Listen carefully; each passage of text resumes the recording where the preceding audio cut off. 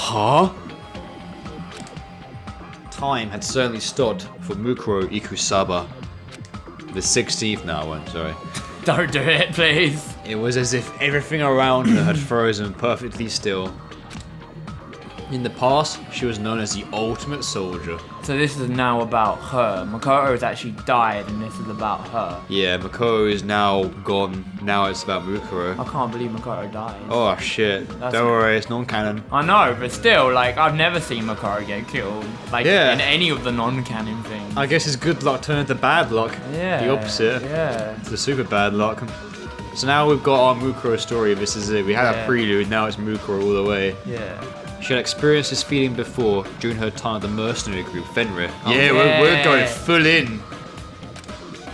In situations where she was surrounded by a hopeless number of enemies within the jungle or a desert ruin, the charging enemies seemed as though they were frozen in time, allowing her to claim a decisive victory in all her battles. Only in anime, right? Yeah. But this wasn't a battlefield, so why did this familiar sensation activate once again? In order to understand what happened, Mukuro slowly tried to assess the current situation from within this frozen world.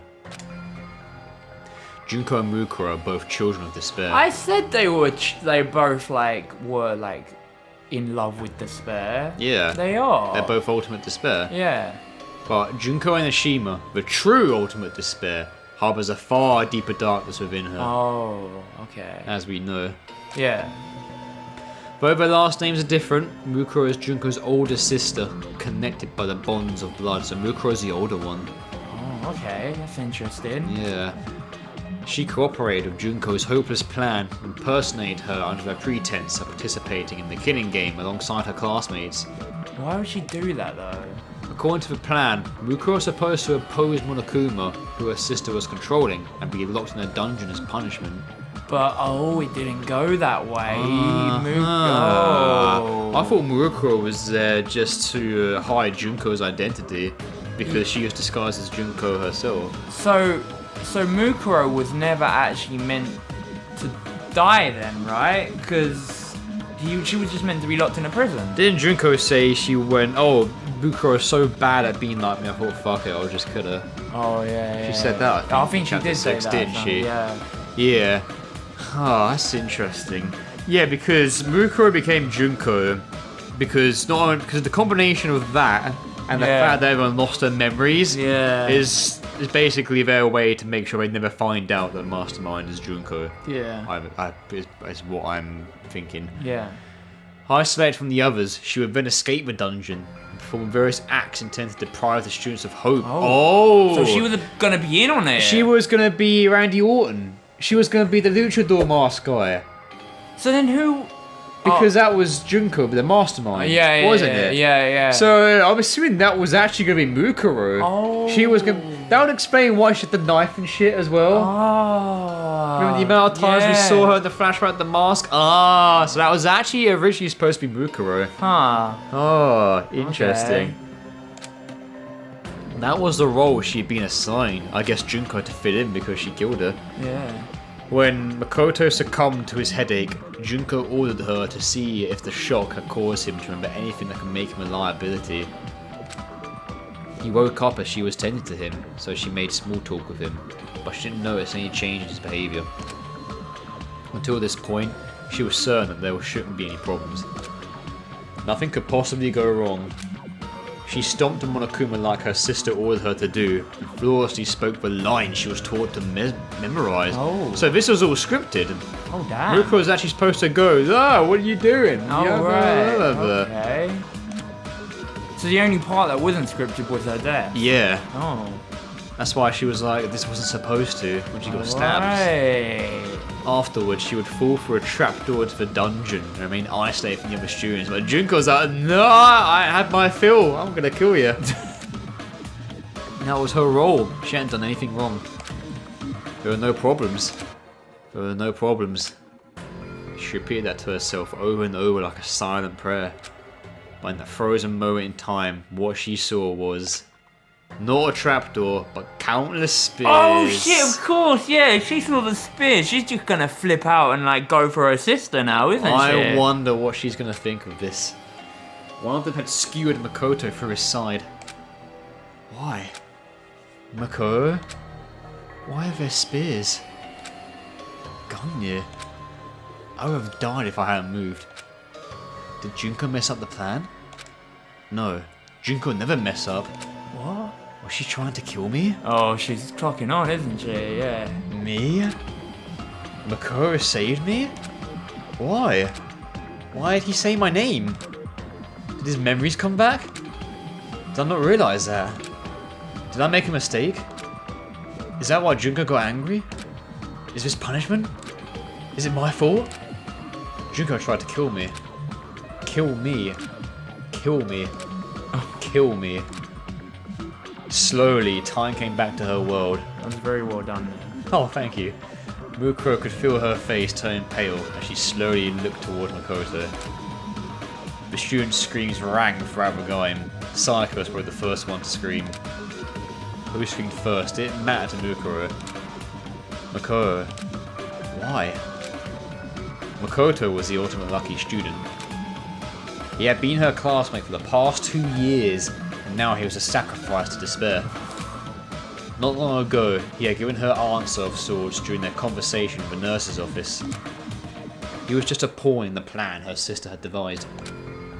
But now, a feeling of doubt began forming in Mukuro's mind. Is she gonna try? Yeah, I think she's gonna go after her sister. What did I want from Makoto? As her heart churned restlessly, she continued to think. In return, I promise that if I do decide to kill someone, it won't be you. Huh. Was I impersonating Junko then? Or did I really mean that? Man, she's got an identity crisis. When did I start feeling this doubt? Just now, the moment he saved me? Or when we spoke in the nurse's office earlier? Or when I first confronted him about his killing game before his memories returned? Or was it before even that? Mukuro stood there, confused and overwhelmed, as Makoto slowly opened his eyes, the spear still impaling him through the side. Mukuro? Makoto, are you okay? Is he still alive? Mukuro is no longer impersonating the ultimate fashionista. Looking up from the floor of the game, Makoto asked, "Why are you dressed up like Junko?" He was smiling. Maybe he couldn't feel the pain anymore, or maybe he was being affected by something else. But regardless, Makoto ignored the fact that he was dying, just to give Mukuro his warm smile. Oh no. Hero's drugs. The ultimate hope. Hero's drugs got inside Makoto. Looks like it. Yeah, they're not being stabbed through the side by a spear. Nope, definitely not getting woozy from death. Totally not. I'm glad you're safe, Mukuro. Oh man. As soon as she heard Makoto's weak, fading voice, something inside Mukuro snapped. Oh, you hurt my man! No! From within the shell of despair she had built up, an intense emotion began flowing out. Oh shit. No, this is all wrong. She couldn't hold back that emotion any longer. No! And for the first time in her entire life, Mukuro unleashed a scream onto the world. Oh shit. No! What have you done? Shit, what's gonna happen now? Ooh! As Mukuro fell to her knees and clutched her head, a small shadow started walking toward her back. The stuffed animal that had been under her foot. Monokuma. His claws were extended, and he was no longer walking with his usual waddle. Oh yeah, Is he going for a king blow? Yeah, of course he would want it. He would want it. Dude, that's kind of dark. Imagine Monokuma walking with claws going for you. Yeah. That would actually scare me shitless. Yeah, That would be even scarier, because you're so used to planning shit. Yeah. Just imagine him going fucking coming at you with his claws. Oh yeah, but also on the other side, he's so small as well that it would be kind of funny. Yeah, but imagine just the claws extending like that, and just fucking impaling you. Oh god, yeah. Instead, he moved like a beast, silently stalking its prey. Oh, is he on all fours? Oh fuck. That would be fucking crazy. I I was thinking the exact same thing. We've watched that mashup way too much, I think. Just King K. Rool going all fours, coming at you. Fucking scary shit, man. That's an edit, by the way. I'll happily do that. Instead, he moved like a beast, silently stalking his prey as he slowly advanced on his target's blind spot. As he inched closer to Mukuro, Monokuma raised his razor-sharp claws, crouched on his haunches. Dude, feral Monokuma is actually scaring me. He is a bit. It's great in narration. Suddenly leapt toward the back of her and they go Oh for the shit! nape. He's going for the Dude, he is getting to it. He wants her dead. He's trying to take it down like a titan. Yeah, he's not fucking around. Howard, just before those claws could reach the paralyzed Mukuro, Oh. a dark shadow moved from the side and swatted those claws away with one blow. Oh shit, she's turned on her soldier. Oh. His lunge deflected, and Monokuma was sent flying through the air, spinning wildly before crashing into the wall. Oh mate. Oh, there he goes. Boom. Damn you, what are you trying to do? Sakura! Oh yeah! Fucking MVP! Fucking forgot Sakura was in there.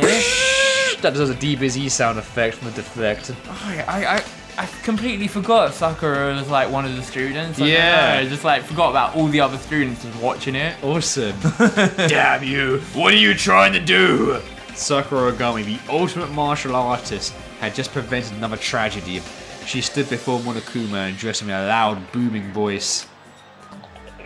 Nor did you attempt to kill Junko for violating school regulations. You even attacked Makoto, who had nothing to do with this. Oh yeah, he broke the rules. If you plan to continue acting in such a savage manner, there is no reason for us to play along with your game. Byakuya Togami, the ultimate affluent progeny, smirked condescendingly at Sakura. Fool. One can say you've now violated school regulations with your senseless actions. He looked as if he honestly did not care if his fellow students lived or died at all. Oh, yeah, still gonna be cold. Yeah, Yeah, still gonna be cold hard at this point. if it was Togami, he'd be in there like, no, I'll protect you all. Yeah. Well, she merely deflected the headmaster's attack just now, so I do not think it truly counts as an act of violence. I thought it was Celeste. Like Byakuya, Celeste seemed unfazed as she chided him over his words. However, the banter between the two was enough to stir the stunned students to action. It says a lot when you can kind of work out who's saying what just by like their dialogue. Yeah. It shows good character written. No, they're all distinct. Yeah. Makoto! Oh, until you get one word Until you spoken. get one word. Yeah. How are you meant to know that? Makoto. Saiko was the first one to run toward Makoto, who lay bleeding from his stomach. Oh, come on, Kyoko, you gotta get in there. The girls are going after him. Oh. But Monokuma stopped her, shouting in a tone of voice that seemed completely out of character. Has she broken a Oh my character God. already? This is all falling apart. What the fuck? This is going to shit for Junko. Be careful. Don't get too close to those two. Huh? Startled by Monokuma's desperate tone, Sayaka and the others stopped moving almost instinctively. The students looked around at each other. Instead of his usual playful gait, Monokuma walked toward them with deliberate, methodical steps.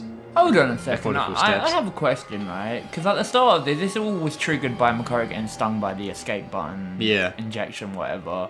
Surely, since Junko put that in the machine and saw that Makoto got it, surely she must have prepared for him to like realize that his memories are gonna come back. I guess. Maybe she didn't take into account that Mukuro was going to survive, though, I guess. Maybe she didn't think that Makoto would get in there and be like, no! Alright, okay, yeah. Like the bodyguard for the president that he is. Well, your job was good, but I just didn't get your no! You gotta set it. Remember, your no gets you your next job. Sorry, Simpsons references. Oh no. That job will give me 50. No! Better. Instead of his usual playful guy, Monokuma walked toward them with deliberate, methodical steps. And then, he suddenly blurted out something that took everyone, including Mukuro Kusaba, by surprise. I'm sure you're probably confused by a sudden turn of events, but I want you guys to work together. Okay, mon ami. You know what, you're right. Did he grow rabbit ears and a dress? Fuck's sake, I have no idea. Is he going to be shouted by everyone from now on? As Mukuro slowly turned her head toward Monokuma, he pointed and yelled. Mukuro Kusaba and her accomplice, Makoto Naegi, are the terrorists responsible for locking you all inside the academy. Oh, damn. He will stoop. No, he would go to no only level. level. Yeah. Once again, time stopped for Mukuro, that dirty fucker. But this time, she wasn't the only one affected. Everyone seemed to be frozen in shock. A part of me wishes this was animated, or at least like in the game with sprites. That would have been awesome. So good. After a few seconds of silence, Aoi Asahina, the ultimate swim pro, spoke first. Hey. Huh? You're kidding, right? I mean, Makoto's a terrorist? That's impossible. And who's Mukuro anyway? I mean, that's Junko. Monokuma began slowly explaining to Aoi, oh no. The real Junko must be in prison somewhere in this school. God damn. Worst case scenario, she might be killed. Mukuro must have researched which one of you would be easiest for her to impersonate, and hidden among you all pretending to be her. Oh my god. Oh, you can tell Junko's getting desperate of her, can't you? Yeah. Going to this fucking length. Yeah.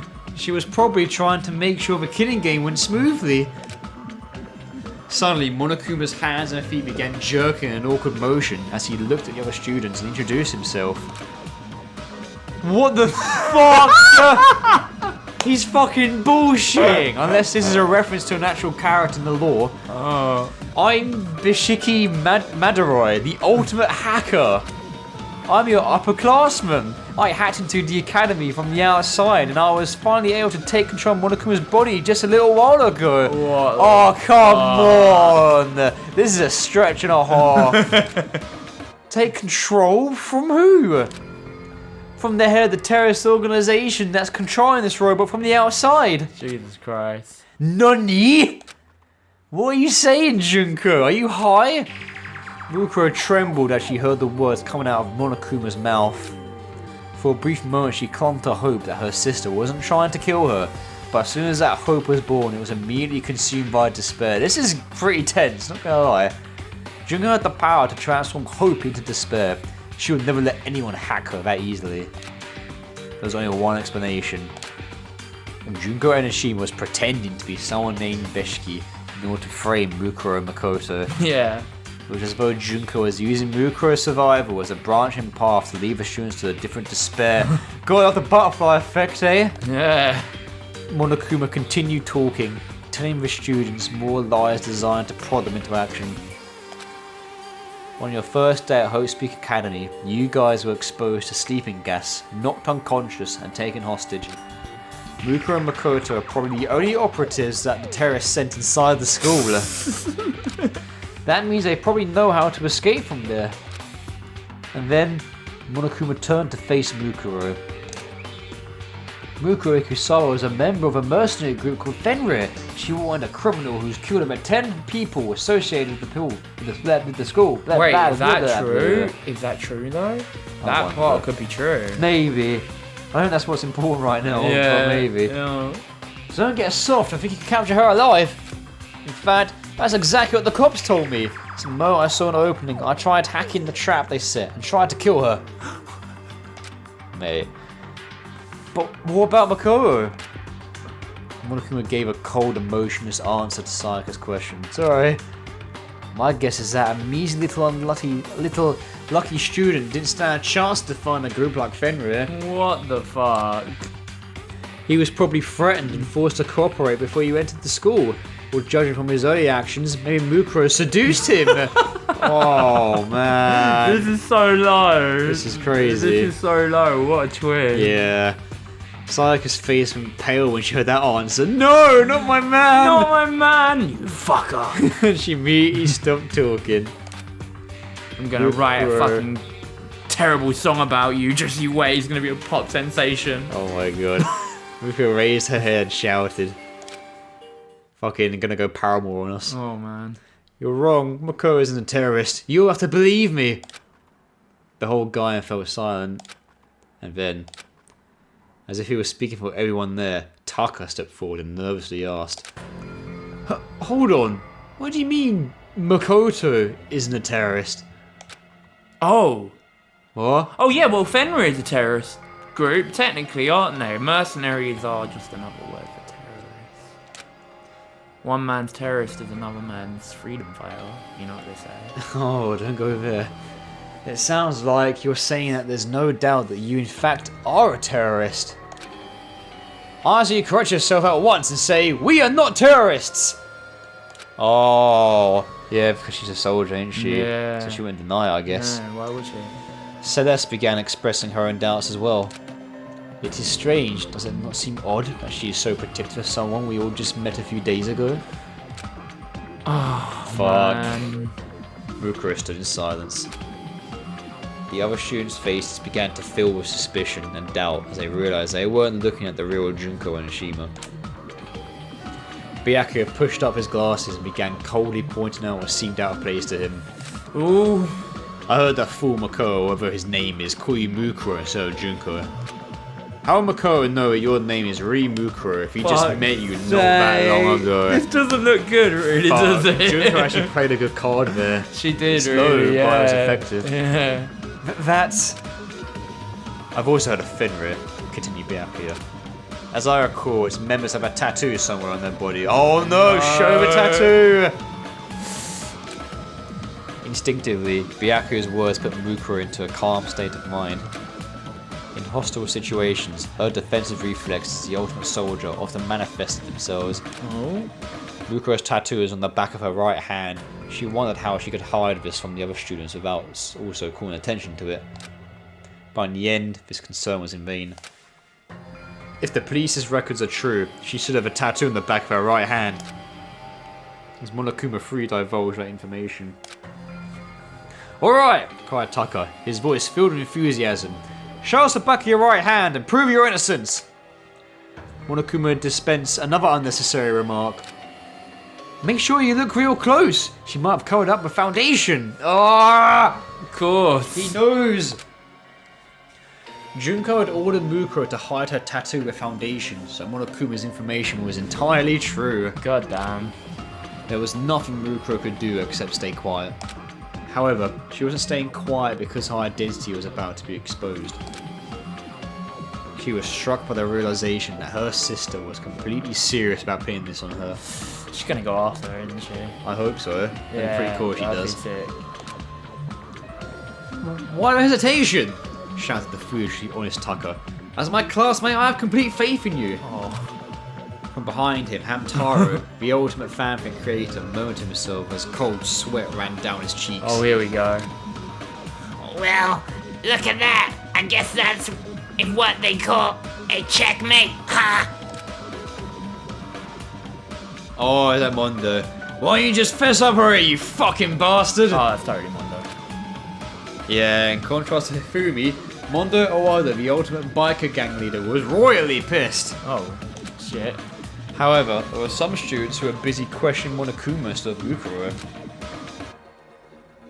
Oh, it's your favourite character. Oh. Hey, you're not coming to save us? Shouted Leon Kawata, the ultimate fictional character. You should hurry up and charge in here already. Monokuma looked at Leon and shook his head softly. Oh, mate. The police can't help you right now. Oh, man. It's actually, yeah. Not only are you guys hostages, it's possible that the entire school has been rid of explosives and poisonous gas. I hacked into this Monokuma robot to investigate that for myself. That's Sayaka. Then, what about everyone on that DVD? What about everyone outside the school? Oh, Sayaka. It's alright. The memory of the DVD she was forced to watch yesterday still weighed heavily on her mind, but Monokuma didn't have a clear answer. Of course he wouldn't. I don't know anything about any DVDs, but there are definitely terrorists causing havoc out there. Law enforcement around the world is in shambles trying to deal with this. Someone needs to save this. Kyoko! That's impossible! Oh. That's impossible! Sayaka shuddered and collapsed to her knees. Sayaka. Oh, that! Sayaka.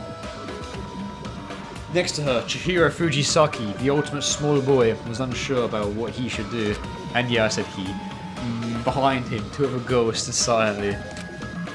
The first was Toko Fukawa, the ultimate writing prodigy. She seemed to be trying very hard not to look at Makoto as he lay bleeding. Oh, of course she doesn't like blood! Oh yeah, she doesn't, does she? She faints and turns into Genocide Jill, doesn't she? Oh, you think? Yeah. That'd be pretty cool if we get Genocide Jill as well. The other was a quiet girl who went and talked about herself, much named Kyoko Kirigiri. Unlike Toko, Kyoko was watching everything intently, as if she were studying the scene of a crime. Of course. Magnifying glass at the ready. From Makoto's breathing patterns to subtle changes in Mukuro's facial expression, nothing was escaping her attention. Suddenly, Toko began nervously talking to Sakura. So anyway, let's just say that Mukuro woman or whomever over there is a terrorist. Hurry up and beat her to death or something. Oh my god, sicking Sakura. We don't know that yet, said Sakura.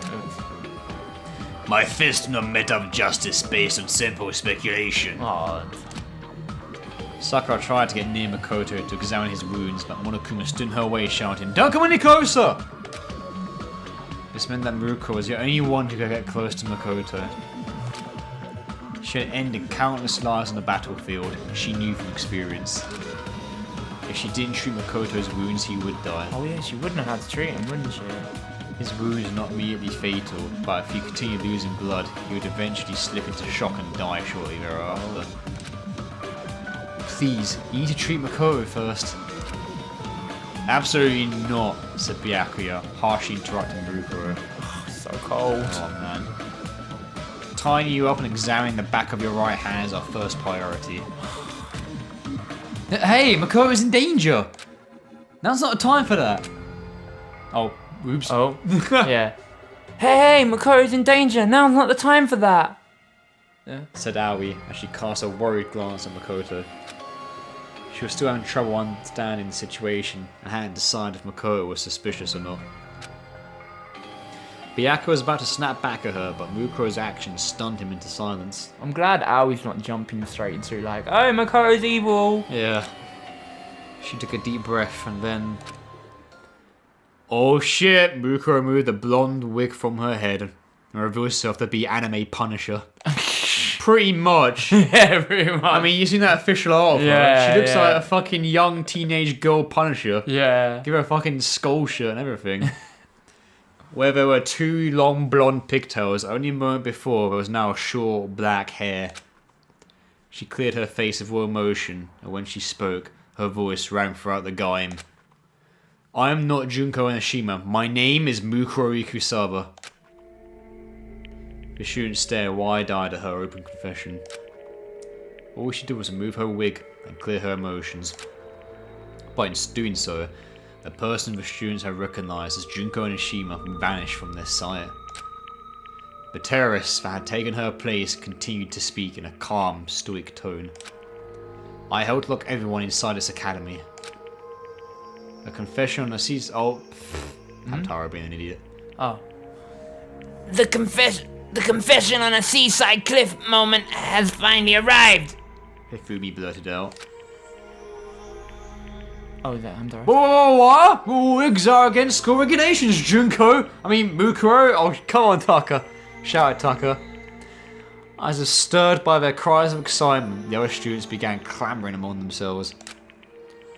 Huh? Said Yasuhiro. So Makoto's wounds are like, real? Oh my fucking god. He's been fresh from a smoke, ain't he? Yeah, definitely. Holy shit.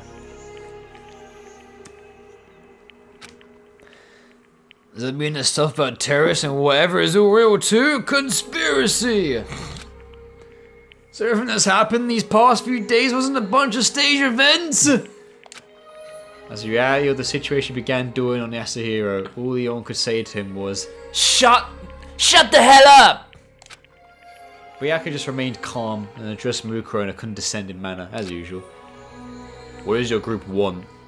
If you were after money, you would have already tried to negotiate with me.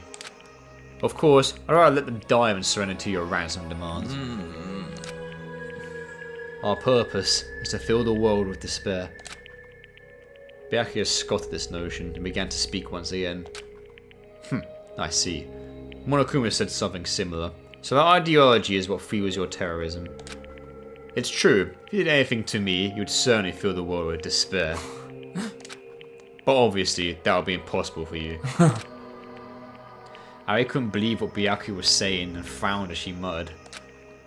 How self-centered can you be? After confirming that Byaku had no more questions for her, Mukuro looked at Makoto, whose breathing had slowed, and let her voice show some emotions. But Makoto has nothing to do with this. You can't believe what Monokuma says. What did you say, bitch? Shouted Mondo. Sounds about right. I don't know what the hell you're talking about. Piece of shit! You're a terrorist, as Monokuma said, you son of a bitch! Mukuro looked away from Mondo and continued speaking. That's true, but Mako isn't involved at all. Celeste coldly brushed her objection aside. I do not think trying to protect him will do you any good. After all, we all heard Makoto call you by your real name. That's... She had no words. She couldn't explain that. There was nothing she could say to protect Makoto. Even though Makoto was truly innocent, though Mukuro was the ultimate soldier, her powers are largely limited to battle. Even a normal high school student could outwit her when it comes to debate and negotiation. Oh, she can only talk with her fists. Yeah. No, that's a bad thing. Doesn't get you through this situation, though. Doers are better than talkers any day. Oh. If she were the ultimate negotiator, she might be able to convince them that their memories have really been erased. Oh, somewhere in the wide, vast world of Danganronpa, I'm sure there's one somewhere. Sure there is the ultimate debater somewhere. I would not be surprised. The ultimate master debater. Sorry. But in her current situation, she tried to bring up their memory loss. They would think it was a desperate excuse. Even Mukuro knew that.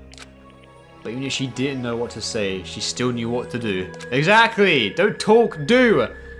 Right now, we need to treat Makoto first. And then she started walking toward Makoto as if nothing had happened. To the others, it seemed like Mukuro had decided to abruptly change the subject. Hold it. We will immediately take Makoto to the nurse's office for treatment. However, we must tie you up. Oh, this was Sakura's nurse demand. But there was no way Mukuro could accept it. If she was separated from Makoto, there'd be no telling what Monokuma would do to him. And between Mondo's hot temper and Byakuya's cold heart, Makoto could easily sustain further injuries under pretense of interrogation. Oh, totally. Furthermore, among these students, Mukuro knew she was the only one who had experienced treating wounds due to her time with Fenrir.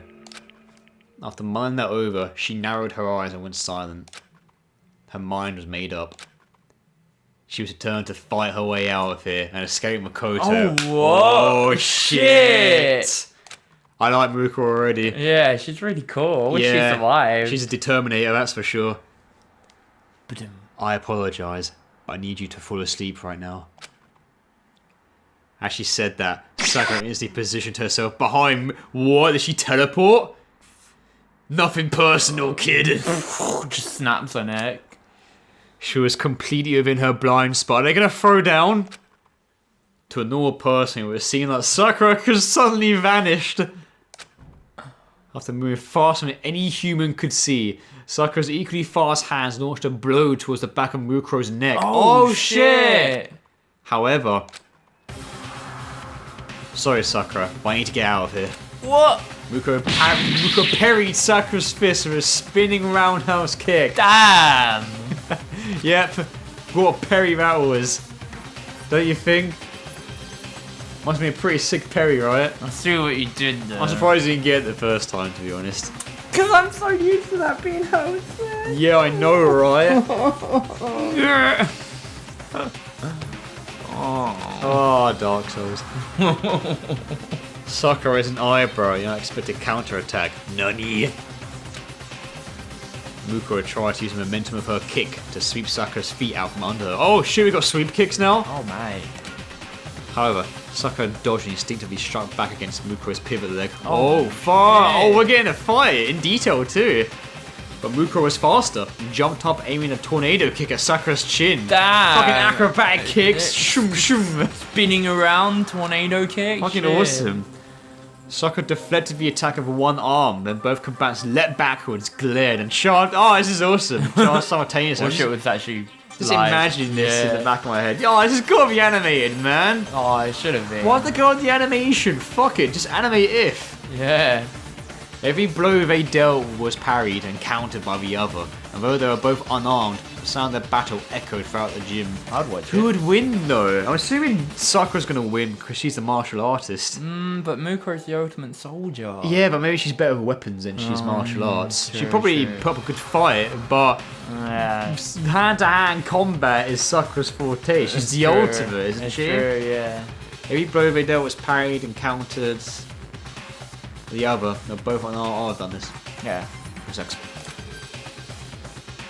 The other students were powerless to stop them. All they could do was stare at their breathtaking dance of death unfolding before them. Fuck, that's highlighted.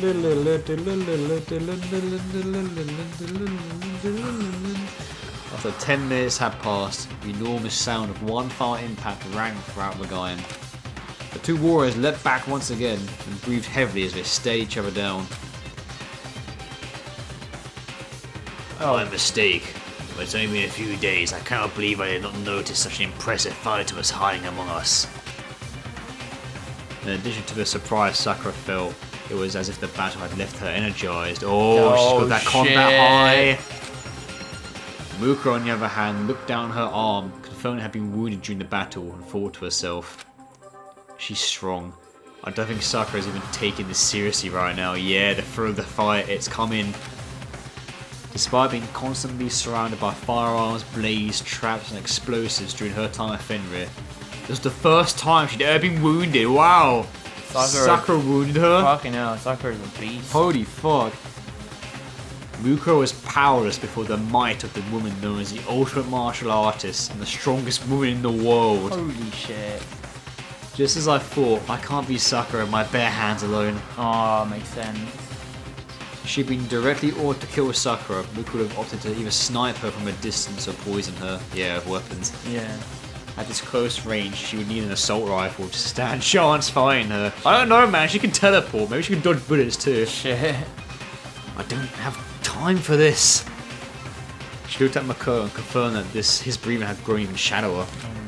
I need to hurry. By that moment, she had no one to turn to for help. She's all alone. Suddenly- Everyone's against her. Yeah, I feel bad for her. Mukuro had an idea. It was true that gaining an ally in this situation was impossible. However, she could still turn one person to her enemy's enemy. Mukuro took a deep breath before she charged at Sakura. Then she immediately fainted and charged at a different girl. Oh? Toko! Oh! She knows about Genocide Jill! Yeah! Toko, who had been carrying fear from the battle between Sakura and Mukuro in the core of the Gaim. She's gonna get to go Genocide Jill. Yeah, maybe. Oh. Nah, this is bad. Sakura's caught off guard and tried to run after her, but Mukuro was one step ahead and reached Toko first. Huh? Oh, why me?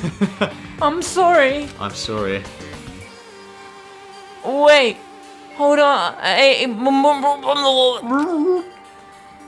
Mukuro jabbed Toko into her solar plexus and she fell into her arms. Taka and Aoi yelled out in shock. Damn. But this is bad! She plans to use Toko as a hostage! Toko! In contrast to her shocked faces, Byakuya just snickered and coldly remarked, "You fool. Do you think we care if you take someone we just met a few days ago as your hostage?" No. Mukuro just softly glanced at Byakuya and replied, "You didn't meet her a few days ago." "What did you say?" "You met her 2 years ago." Byakuya scowled. Mukuro ignored him and held her bloody arm from Toko's face. Oh. And then she yelled into her ears, "Wake up, Genocide Jack!" Oh, Nani? It seemed so random and out of place. Why would Mukuro mention the name of the notorious serial killer right now? The students looked at each other with confusion when suddenly Toko had been growing in pain, suddenly kicked off of the floor of the Gaim with renewed vigor. Oh. She leapt into the air much higher than any normal human should have been able to do. Oh my god. While hovering several meters in midair, Toko twirled faster than a professional figure skater. Jesus. This caused her skirt to flutter, revealing multiple pairs of sparkling scissors. God damn. People are telling me on Discord that in her official art, you Yeah. can see on her thigh that she's got like cuts on her leg, Alright. and this is her kill count. Oh, fuck. Yeah, in her official art, it's there right now for those who haven't seen it before. Oh. But the cuts on her leg, if you look closely, are like a tally for those that she has actually killed. I didn't notice that. It's pretty awesome and scary and crazy at the same time. Countless, yeah, there you go. Oh. Countless tally marks are scratched onto her legs, like a kill count carved into a fighter jet. Huh. Does that mean Toko has those as well? Oh, yeah, she must do, because they're the same body. Now Toko wakes up and just sees like cuts into her thighs. Ah. That's fucked up. If not for this situation, Toko's glamorous jumps and spins would have been a sight to behold. The girl, formerly known as Toko Fukawa, cackled wildly, her red eyes sparkling as her absurdly long tongue flipped out of her mouth. You called for me, and so I appeared. I've got a murder I owe you for YOU. Oh, here we go. Toko? The situation had changed so drastically, even Sayaka was silent until now spoke up. Sayaka never saw genocide, you. Yeah. Oh, she didn't, did she? Yeah. Hey, you flash in the pan. Oh, That's still you. Oh, see. Don't treat Genocide Jack like that depressing little Four Eyes. That dirty girl doesn't bathe herself at all, so I gotta put up in 5 times the effort to rub myself down in the shower. I forgot Toko didn't shower. It's like Hyoko. There's always the girl that doesn't shower in Danganronpa. Weird. Genocide Jack has to shower for her. That's actually hilarious. Oh my god. Eek! Toko's sudden change in personality sent the students clamoring among themselves. Hey, Leon. Oh no, it's here. Hey! What the hell does that mean? Sorry, I forgot to say Leon yelled. It's hard to work in secrets like this. Monokuma just shook his head. There are some things even I don't understand. The students continue to panic at the strange turn of events. Toko, now calling herself Genocide Jack, took out a set of scissors from under her skirt and snipped them with glee as she looked around the Gaim. No. Huh? Man, it's been a while since I got to stretch my legs. So, what were you guys gonna do here at the game while I was snoozing away? Have an orgy? Some people wish. I understand. Oh, sorry. I understand. I totally understand. You guys need me to cut up your clothes so you can feel even naughtier. Yeah, right. Oh, that's No, that's still Genocide Jack. Yeah, right. Why the hell would I do that for you, dumbasses? My scissors are only meant for cutting the supplied tender flesh of adorable boys. Looks at you, hero. Careful, he's hung. Oh. Genocide Jack was causing a ruckus, but when she saw Makoto lie on the floor, she tilted her head once again. Huh? Big Mac? You like totally about to Be die. hungry now. What's the deal? Did the world feel you with so much despair that you all came here to commit mass suicide? Oh my god. That's so hot. Oh my god. But what are you doing without me? Sorry, Genocide Jack, we're saving the best till last. Oh my god. Toko. Cry. Oh. Toko. Cry. Madarai. Yeah. Get a hold of yourself. Genocide Jack ignored Aoi and let her emotions run unchecked, jumping and dancing with excitement as she held her scissors. Ah, jeez. Jeez. I wanted to stab Big Mac's side myself. That spot right here where the ribs are kind of showing already. Whoa, must be the bad cut. He's not even screaming right now, though. What does that mean? Oh well, maybe I can get used to this feeling of attention instead. I have no idea what's going on anymore, shouted Yasuhiro. I'm just high as hell. You might as well be. Yeah. This is all the alien's fault! Yep. Oh, Yasuhiro buried his head into his arms, but no one was paying attention to him. As usual. The student's attention was entirely focused on Genocide Jack. Using that to her advantage, Mukuro began sneaking over to Makoto. Oh, Dun, dun, dun, dun. yeah. As she cautiously picked him up, she confirmed that his body temperature was starting to decrease. I can still make it there in time. Though she was carrying another person, Mukuro managed to soften the sounds of her footsteps as she ran for the Gaim's doors. Nice. By the time the students heard Mukuro open the door, it was already too late.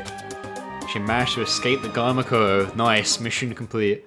However, not everyone was unaware of what Mukuro was doing. I'd say that was a B rank for Mukuro. I'd say maybe the Jaguar rank. I mean, she got caught a lot and she engaged in a lot of fights with the soldiers. But she did it in quite a good amount of time, so I'd say it's a B rank for her. That's a B rank, yeah. Monokuma saw her movements out the corner of his eye, but chose not to tell the students. One other person, Kyoko Kirigiri. She saw Mukuro carry Makoto away, but did not inform the others as she watched them leave in silence. As everyone wrestled with their own personal thoughts and speculations, Hope's Peak Academy began walking a path towards a completely different chaos. Ooh, shit, son!